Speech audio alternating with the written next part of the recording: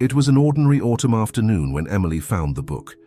There was nothing special in the air, no mystical omen or supernatural sign, just the familiar scent of coffee and old books from the small bookstore where she often sought refuge after long days at the corporate office. The shop, tucked away in an alley downtown, was her secret sanctuary, a place where she could momentarily forget spreadsheets, reports, and the growing feeling that her life had turned into an automated sequence of empty commitments. On that particular day, something led her to the most secluded section of the store, where dusty volumes patiently awaited curious eyes. It was there, among forgotten tomes and worn bindings, that her fingers brushed against the spine of a peculiar book. There was no visible title, only intricate geometric patterns engraved on the aged leather. As she opened it, Emily experienced a sensation she would never be able to fully explain in words. It was as if the book itself were alive, pulsating with an ancient and sacred energy. The pages, yellowed by time, contained symbols and texts, in a language she did not recognize, but which inexplicably seemed to resonate with something deep within her. Among the symbols, there were detailed illustrations of cosmic spirals, constellations, and patterns reminiscent of ancient Eastern mandalas. But the most intriguing were the margins of the pages, filled with notes in various different handwritings, as if multiple readers over the centuries had left their insights and discoveries there. The bookstore owner, an elderly man named Martin, watched Emily with an enigmatic smile. "Some books choose us," he said softly, approaching. "This one in particular has an interesting history. It is said to have first appeared in a Tibetan monastery centuries ago, but no one knows its true origin. The most curious thing is that each person who reads it seems to find a different message in its pages." Emily felt a shiver run down her spine. How could a book in an unknown language convey different messages to each reader? Martin's explanation sounded both absurd and perfectly plausible at the same time. It was as if a part of her, long dormant, was awakening to a greater truth that her rational mind couldn't, yet, fully process. That night, in her apartment, Emily spent hours immersed in the mysterious pages. As her eyes traced the enigmatic symbols, something extraordinary began to happen. The shapes began to dance before her eyes, and though she couldn't decipher the text literally, she felt overwhelmed by profound understandings about the nature of reality and her own existence. The phenomenon resembled those rare moments of clarity we sometimes experience between sleep and wakefulness, when deep truths seem to reveal themselves naturally, only to slip through our fingers when we try to grasp them with our conscious mind. But this time was different. The revelations remained crystalline and transformative. One passage in particular captured her attention. Though the symbols were incomprehensible, she clearly perceived the message. The universe was not a distant and indifferent entity, but a conscious and responsive field, constantly communicating with us through a subtle language of synchronicities, intuitions, and bodily sensations. Every thought, every emotion, every intention sent ripples through this field, creating patterns that manifested in our physical reality. This revelation resonated deeply with experiences Emily had had throughout her life. Inexplicable moments of meaningful coincidences, premonitory dreams, and intense sensations of déjà vu. Events that your rational mind had always dismissed as coincidences or tricks of memory now began to make sense within a larger context. The book suggested that this universal language was not something to be learned, but rather remembered. It was an ancestral knowledge, encoded in our spiritual DNA, temporarily forgotten amidst the noise of modern life. The key to accessing it was not in complex techniques or elaborate rituals, but in a process of unlearning, a return to the natural state of connection and flow with the cosmos. As the night progressed, Emily felt increasingly awake, as if each page turned not only paper, but also a new layer of understanding in her consciousness. Physical fatigue did not exist. There was only an insatiable thirst for more knowledge, more understanding, more connection with this ancient wisdom that seemed to have found its way to her exactly at the right moment. The recalibration phase was more subtle, a period of integration, where new frequencies of consciousness settled into the energetic system. It was a time of delicate adjustments, of learning to navigate life from a new level of perception. The text compared this phase to a musical instrument being tuned, each string needing to find its new resonance in harmony with the whole. The rebirth, the final phase of the cycle, was not a destination but a new beginning. It was the moment when the transformation solidified and new potentials opened up. But the book warned, this was not the end of the journey, only the start of a new spiral of evolution. Each rebirth prepared us for even deeper transformations. Nathan, with his scientific background, found fascinating parallels between this alchemical process and the principles of thermodynamics and chaos theory. It's like a complex system, reorganizing itself into a higher level of order, he explained. The apparent disorder is necessary for new patterns to emerge. The dawn found Emily still absorbed in the mysterious book, her eyes burning but her mind more alive than ever. The first rays of daylight streamed through the window of her apartment, dancing over the ancient pages as if trying to highlight certain passages. It was at that moment that she came across a set of symbols that seemed to pulse with a particular energy, a passage that spoke about the quantum nature of reality and its relationship with human consciousness. It was as if the universe itself was conspiring to introduce her to Nathan that very day.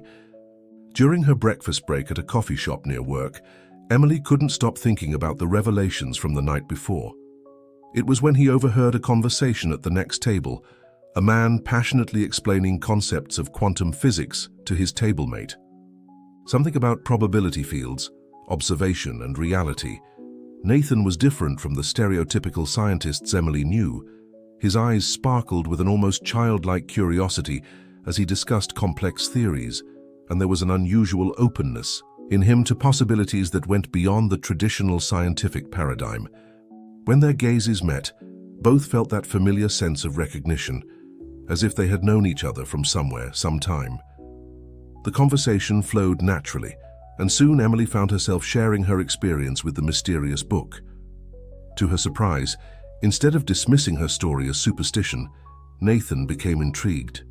"You know," he said, "quantum physics shows us that reality is far stranger and more wonderful than our mental models can grasp. The very act of observation affects the behavior of subatomic particles. It's as if the universe responds to our consciousness in ways we don't yet fully understand." Nathan shared with Emily recent research on morphogenetic fields and non-local consciousness, concepts that seem to build a bridge between modern science and ancient spiritual traditions. He spoke about experiments demonstrating how human intention could influence physical systems, and how meditation could alter not only brain structure, but also the energetic field surrounding the body. As they talked, Emily realized how the discoveries of quantum physics aligned perfectly with the messages from the ancient book. The idea that everything in the universe is interconnected through a unified field of consciousness wasn't just a poetic metaphor, it was a scientific reality gradually being revealed through experiments and observations. The concept of quantum non-locality, for example, suggested that particles that had once interacted remained connected regardless of the physical distance between them. This seemed to explain phenomena like telepathy and synchronicity, events that the book described as natural manifestations of the universal language. Nathan explained how the famous double-slit experiment had demonstrated that matter could exist simultaneously as a wave and a particle, and that the outcome of the experiment depended on the presence of a conscious observer.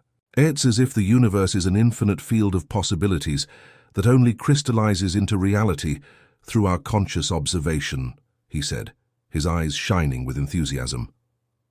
Emily shared how the book suggested practices to tune into this universal frequency, techniques of meditation, visualization, and conscious manifestation that, according to Nathan, could be explained through quantum mechanics. The idea that our thoughts and emotions created interference patterns in the quantum field, influencing the probability of certain events manifesting, suddenly made much more sense. Throughout the conversation, other customers in the coffee shop seemed to naturally gravitate toward them, as if drawn by the energy field forming around their table. A woman shared her own experience with inexplicable synchronicities. A student spoke about his studies in neuroscience and consciousness, and even the barista occasionally contributed surprisingly profound observations. It was as if a small community of seekers was spontaneously forming, each bringing their own piece of the puzzle. Emily realized that this too was part of the universal language, the way people and circumstances naturally aligned when we were tuned to the right frequency. As days turned into weeks, Emily began to notice a subtle but profound shift in her perception of reality.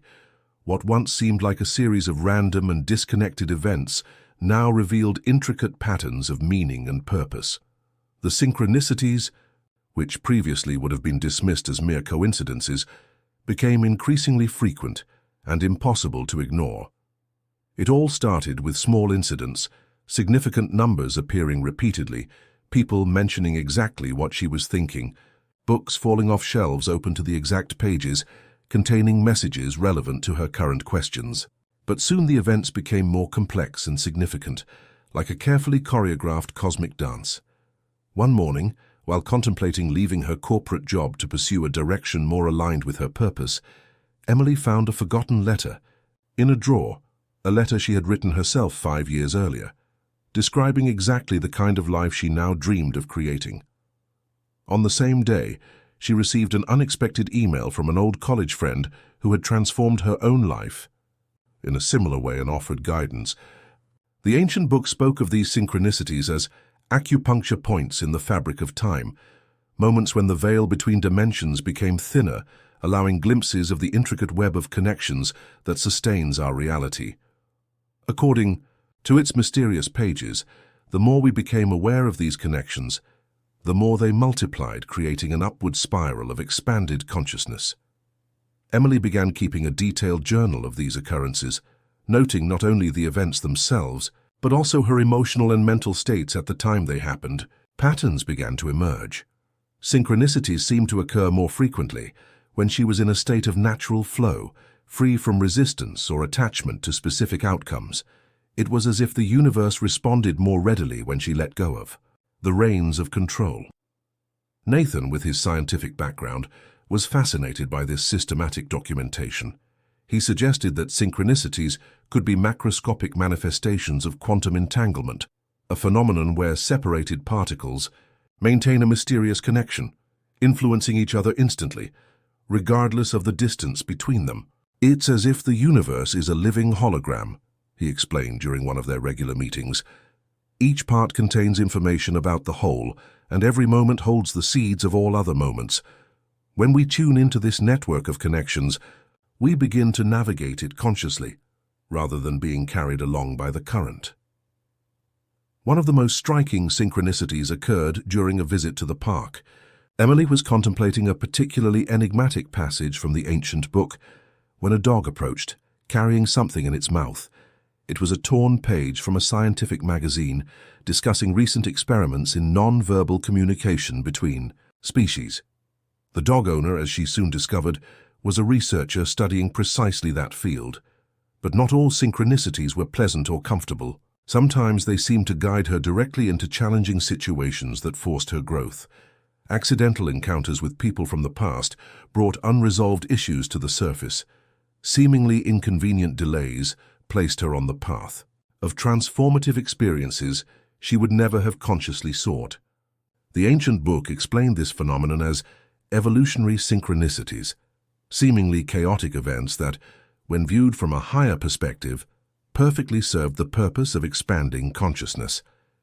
It was as if the universe were a Zen master, using every moment as a teaching opportunity, even if through discomfort. With her growing understanding of the universal language, Emily began to explore the process of conscious manifestation more deeply. The ancient book presented this concept not as a magical formula for fulfilling desires, but as a delicate dance between intention and surrender, between inspired action and trust in divine timing. A particular section of the book described the process using the metaphor of a garden. Our thoughts and intentions were like seeds, our emotional energy like water and nutrients, and our consciousness as the fertile soil where reality manifested.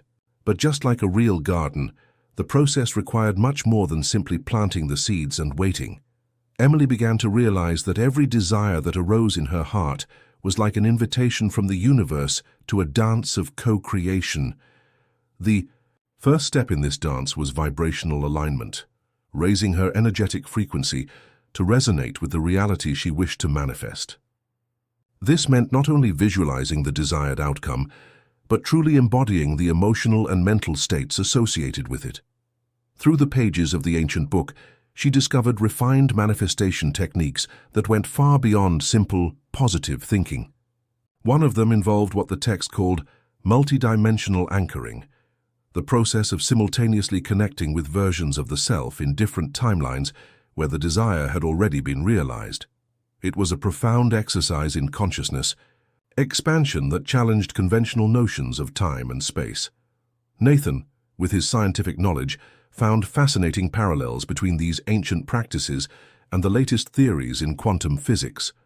It's as if we're tuning our consciousness to a specific frequency in the quantum field, he explained.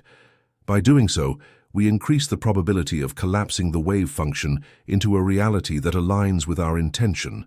But the deepest lesson Emily learned about manifestation came through an unexpected experience. After weeks of practicing the techniques from the book to manifest a significant change in her career, she found herself facing an opportunity that seemed perfect, except for one crucial detail. It required her to leave her hometown and move to the other side of the country. It was at that moment that she truly understood what the book meant about surrender. Manifestation wasn't just about creating exactly what we imagined, but about trusting that the universe could deliver something even better than our limited minds could conceive. It was about maintaining the essence of intention while remaining open to unexpected forms of realization. As Emily deepened her practice, she began to notice how each manifestation carried with it an invitation for personal transformation.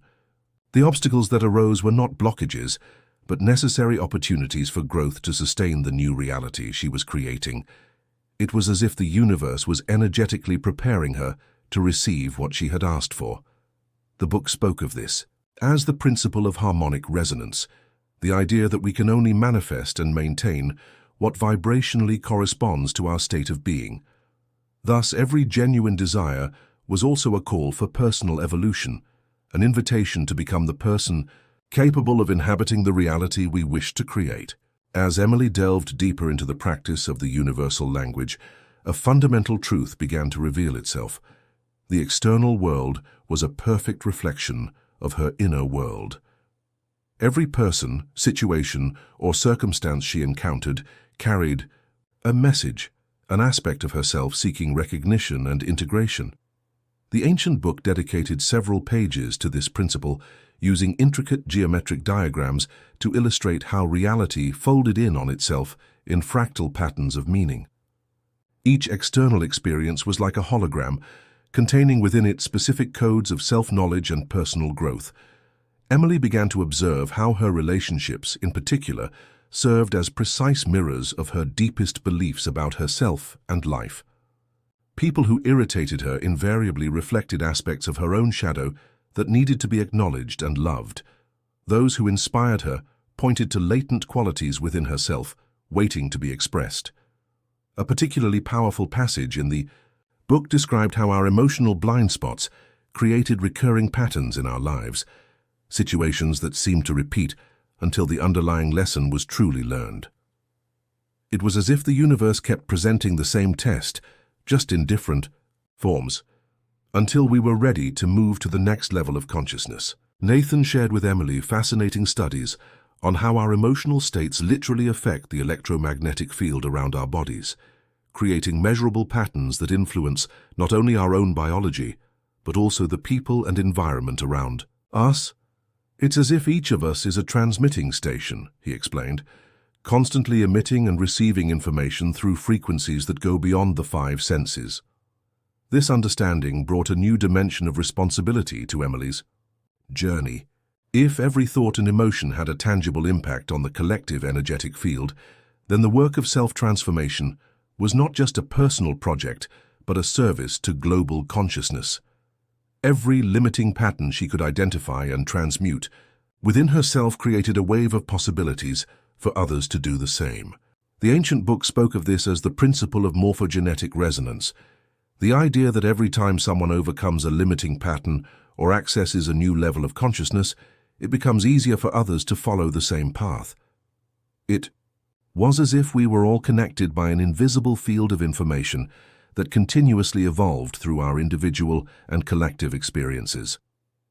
One of Emily's most profound discoveries was realizing how her most challenging relationships had, in fact, been her greatest teachers. The colleague who always criticized her was unknowingly helping her confront and heal her own inner judge. The emotionally distant father had been the perfect catalyst for her journey of self-discovery and empowerment. The pages of the ancient book that spoke of transformation were different from the others. They seemed to change texture and temperature to the touch, as if the material itself wanted to demonstrate the principle of transmutation. Emily spent entire nights deciphering the alchemical symbols that filled those pages, each one revealing a different aspect of the process of personal metamorphosis. The text spoke of how every challenge in our lives was, in truth, a disguised initiation, an opportunity to transform lead into gold in our consciousness. The difficulties were not punishments or accidents of fate, but precisely calibrated invitations for our evolution, presented at the exact moment we were ready to face them. Emily began to see her own challenges through this new lens.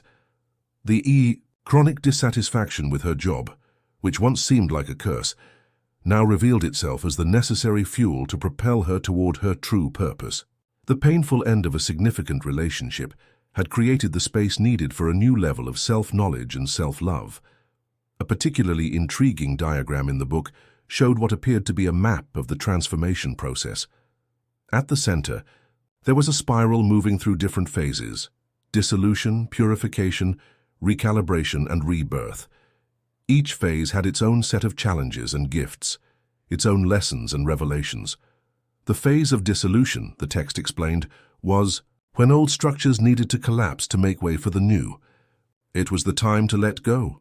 Limiting beliefs, relationships that no longer served, identities that had become too small for the expanding self. This phase often manifested as periods of apparent chaos in our lives, when nothing seemed to make sense and the ground beneath our feet felt unstable. Emily recognized this phase in her own life.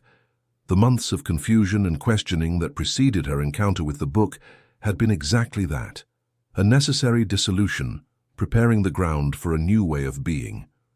The text emphasized the importance of honoring this phase, of not trying to rush it or escape the discomfort it naturally brought. The phase of purification involved the direct confrontation with our shadow, those parts of ourselves we had denied, repressed, or projected onto others. It was an intense process of self-examination and radical acceptance, where every rejected aspect of our experience needed to be acknowledged and reintegrated into the totality of our being. It was during a particularly vivid dream that Emily had her first direct experience with the collective consciousness. In the dream, she saw herself as a musical note in a vast cosmic symphony, with each human being contributing their own unique frequency to the universal melody. Upon waking, she found pages in an ancient book that seemed to directly respond to this experience. The text spoke of how each individual transformation created ripples in the morphogenetic field of humanity, contributing to the evolution of collective consciousness. It was as if there existed a cosmic internet, a universal database where all experiences, insights, and transformations were available to those tuned to the right frequency. Emily began to notice how her own internal changes seemed to catalyze similar transformations in people around her, even without any direct communication. Colleagues began to question their own life paths. Once skeptical friends opened up to spiritual experiences, and even her family started showing a new receptiveness to ideas they would have previously dismissed. The book explained this phenomenon through the concept of collective harmonic resonance, the idea that when a critical number of people reaches a certain level of consciousness, it becomes exponentially easier for others to access the same state. It was the famous 100th monkey effect, described in a broader and deeper context. Nathan shared scientific studies that seemed to confirm this principle. Research on collective meditation had demonstrated measurable reductions in crime rates in nearby areas. Experiments with energy fields showed how groups of people focused on the same intention could influence physical systems in statistically significant ways. But the true revelation came when Emily began participating in organically formed study and practice groups around the knowledge she was sharing. Each person brought their own unique perspective, their own experiences and insights, creating a collaborative learning field that transcended what any individual could achieve alone. The ancient book described these groups as resonance nodes in the network of collective consciousness, focal points where new possibilities could be explored and anchored for the benefit of all. It was as if each group functioned as a living laboratory of conscious evolution, experimenting with new frequencies of being and sharing. In a particularly moving passage, the text spoke of how each human being carried a unique fragment of the divine code, a specific frequency necessary for the harmony of the whole. No individual transformation was insignificant, because each person who awakened to their true nature helped elevate the frequency of the collective field. Emily began to see how her own journey of discovery was not just for her personal benefit, but part of a much larger movement of planetary awakening. Every insight she had, every pattern she transformed, every higher frequency she was able to sustain, became part of the energetic heritage of humanity. In the final chapter of the ancient book, the symbols seemed to move and pulse with even greater intensity, as if preparing to reveal their deepest meaning. Emily spent entire days absorbing these final pages, each reading bringing new layers of understanding. The central message was both simple and profound. The language of the universe was not something to be learned, but something to be remembered, as it was our most essential nature. Every human being was a focal point of universal consciousness, a portal through which infinity could contemplate and experience itself in a unique way. The text used the metaphor of an ocean and its waves, each wave seemingly separate, yet fundamentally an expression of the same water. Our individuality was not an illusion to be transcended, but a gift to be celebrated, for it was through our uniqueness that the universal could express itself in its infinite diversity. Emily finally understood that all the techniques, practices, and knowledge she had acquired were merely scaffolding, temporary tools to help her remember her true nature. The true language of the universe was not something external to be mastered, but the very essence of her being expressing itself naturally when all obstacles were removed. Nathan, who had followed his journey with growing fascination, found, in his final discoveries, a definitive bridge between science and spirituality. It's as if every human being were a unique experiment of the universe trying to understand itself, he reflected. Each perspective, each experience, each individual realization contributes to the self-realization of the whole. The book concluded with a paradoxical invitation to continue the journey knowing we had already arrived, to seek knowing we were already what we were looking for, to evolve understanding that our essential perfection was never in question. It was a call to live at the intersection of the temporal with the eternal, the personal with the universal. Emily realized that her life had become a living expression of this paradox. The more deeply she delved into her unique individuality, the more clearly she perceived her connection to the whole. The more she embraced her personal journey of transformation, the more naturally she became a channel for collective evolution. The ancient book, which had started it all, now rested quietly on her shelf, its mysterious symbols still pulsing with unexplored possibilities. Emily knew she could always return to it for new understandings, but she also knew that true wisdom now lived within her as it always had. And so her story became part of the great tapestry of evolving consciousness, a testament to the limitless potential that awakens when we open ourselves to listen, truly listen, to the language of the universe that has always been calling us back home.